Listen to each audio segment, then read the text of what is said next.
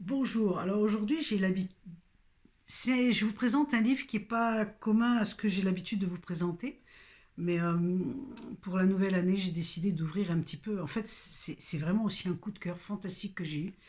Je suis très attirée par les premiers peuples et les Premières Nations, et là j'étais attirée par ce livre, je vous le présente parce qu'il est extraordinaire, 1000 femmes blanches de Jim Ferguson, c'est un roman aux éditions Pocket.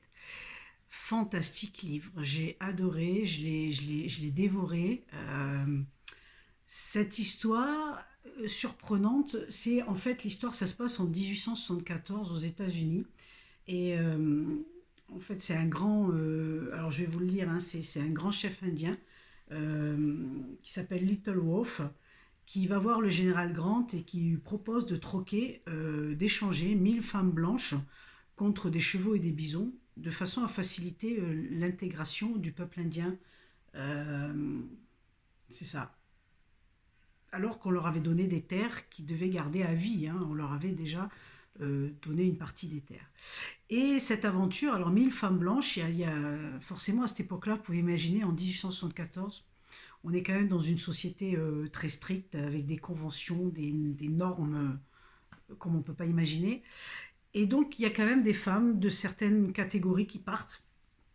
Et c'est marrant de voir parce qu'il y a ces quelques femmes qui partent, dont une qui sort, c'est cette personne qui raconte l'histoire, qui sort d'une famille plutôt riche, mais qui était en fait enfermée dans un asile pour avoir voulu vivre un amour sans mariage et avoir eu des enfants hors mariage.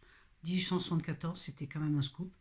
Et elle choisit, pour retrouver une liberté, de partir dans cette aventure. Et là, elle va raconter, en fait, c'est elle qui raconte toute son histoire dans ce peuple, avec l'arrivée de ce peuple, comment elle a découvert ce peuple indien. Et c'est plein de richesses sur la vie des Indiens. Et je vais vous dire, n'est pas sauvage qui on croit, figurez-vous. On peut avoir des surprises. C'est une fantastique histoire.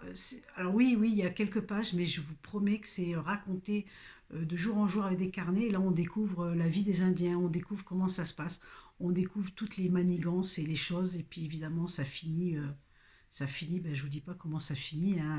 Allez lire le livre, mais vous serez emporté par l'histoire. Moi, j'ai adoré, j'ai beaucoup beaucoup aimé. C'est poignant, c'est émouvant, c'est passionnant. On voit ces personnes qui transforment leur a priori au fur et à mesure qu'elles sont dans ce peuple-là, dans ce groupe d'Indiens, notamment c'est des Cheyennes, je crois, oui. Et elles se transforment au fur et à mesure qu'elles vivent avec eux. Et il y a vraiment des choses magnifiques qui se passent. Alors je vous invite à le découvrir parce que c'est vraiment une très très belle histoire sur un peu le peuple indien. On apprend des choses, voilà. Et c'est un peu du passé qui revient, mais c'est fantastique tout ce qu'on peut découvrir à travers ce livre. Voilà. Il y a une relation à l'humain, il y a une relation avec les terres, avec la nature. Vraiment, c'est superbe. C'est superbe. Et c'est un très très beau livre que je vous conseille. Si vous avez envie de partir un petit peu dans un peuple indien, c'est vraiment une belle voie pour découvrir comment ça se passait à l'époque.